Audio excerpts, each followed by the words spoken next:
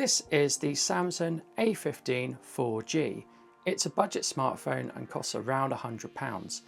It's got 3 dedicated cameras on the back, and the question I'm asking today is this any good from a video and photography point of view, i.e. how good are the cameras? So for £100, this is a good smartphone. It does everything you need. It has a fingerprint sensor, it has face recognition, and it does all the things I need a mobile phone to do. But the question people are going to be asking is, what are the cameras like for a budget smartphone? So let's go and find out.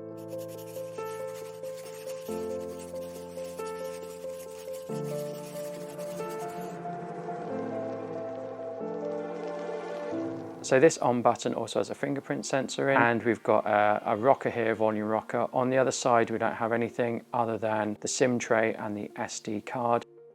I'm going to go through this as a photographer and a videographer. So we're going to start with video first. I'm going to go here to video, and I did record this YouTube video here about the Lark M2 using this camera, and I did find that I was actually quite pleased with the footage. However, I did record that with ProTake on auto because there are a few things I didn't like about this. The maximum we can do is full HD, that's 1080 at 30 frames per second, and you can also for some reason drop it down to 720 at 30 frames per second, but you cannot change your frame rates. If you go into the settings, you can enable HEVC, which is H.265. I've left that as it is on H.264. We've got the ultra wide angle lens at 0.5, the wide angle lens at 1, and we've got not a zoom lens, but we've got the ability to zoom in digitally twice, and I don't think there's any loss in quality at 1080p if we do this. I liked its focusing abilities. You put something in front of the camera, in the front, the foreground,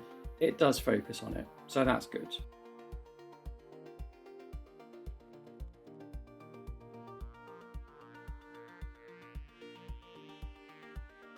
Down here we've got a headphone jack, and this will work with mics you plug into it. So it actually allows you to not only listen to stuff on headphones, but it allows you to use the radio app and get radio transmission. But if you plug in a microphone that has a TRRS connector, then you can use it as a mic input. So you can also use the USB-C port as a mic input. So I found that on my Lark M2 review, I could just plug this in here and it works as a USB-C receiver or USB-C microphone. So that's good as well. So for those people who like to film things and monitor their audio and use external microphones, you're covered here. And you can also film 120 frames per second slow motion at 720p. So there is a slow-mo mode. And to get to that, I need to go to more, and I can do slow motion. Like I say, that's 720p. If I go to more, then we've got night mode. So obviously night mode is designed to be used at night, but you can also use it in the day as a way to retain highlights compared to standard photos. Now, photos are recorded in JPEG format. There's no RAW here. If we want to access macro, then this is where we go. We can get very close. You do get really good macro photography here, but the problem is it's JPEG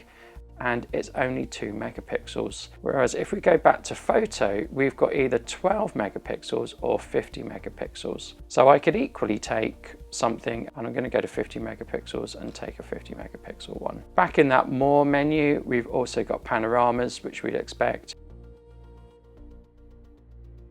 food photography, and we've got this pro photography, and this is where you can set your ISO, your shutter speed, your white balance, etc. But again, to me, this feels more like just a standard Android application, and probably most of the Android cameras can do this. Up here you can change your metering mode, which looks quite good, to center weighted, spot metering, things like that. Now I will talk about the selfie camera. The selfie camera is a 12 megapixel on the front, and in video it records at 1080-30. It's not as good as the rear camera. We do have portrait mode, and portrait mode works quite well. I'm quite happy that things are blurring or the background is blurring, and it does work well on faces, but it's not as good as other portrait modes in higher end cameras. This isn't as good as the iPhone's portrait mode, but it does improve things over standard photos. So in our 12 megapixel photo mode, we can zoom in up to 10 times. Now, if we zoom in 10 times, it's a digital zoom. We can see that it's digital zoom, it's horrible, it's not very good. And like I say, if we zoom in up to 2 times in the 12 megapixel mode, we don't lose any quality. And that's the same in video. So it is quite good that you can zoom in. So I've almost got my macro shot here using the 12 megapixel. So the macro camera, it's almost a bit redundant because you might as well just zoom in at 2 times and not lose any resolution. So I'm just going to do a video here and I'm going to go to 2 times. And that's pretty good for doing product shots. Now, there is no stabilization in this camera. So if you were doing any walking, it's going to be quite jittery, shall we say. You can already see the jitters already of just me hand holding it. So with video, there's absolutely no image stabilization. And if I zoom into 2 times and record this in video, we can probably see jittering about because I'm hand holding it. So there's no image stabilization, which is a shame, but then it is a budget smartphone.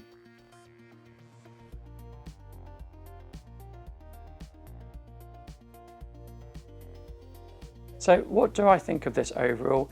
This is a good smartphone and it can do pretty much all the things I would want a smartphone to do.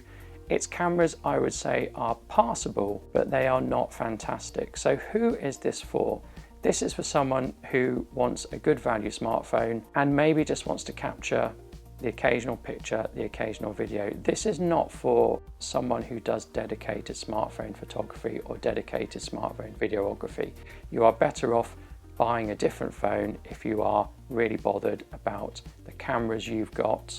This is a nice phone and it has a lot going for it, being £100 and having Android 14 and lots of promised updates and some other Samsung stuff with it. The ultra wide is not as good quality as the wide, but that is the same on all cameras. You might as well just take a step back rather than use the ultra wide.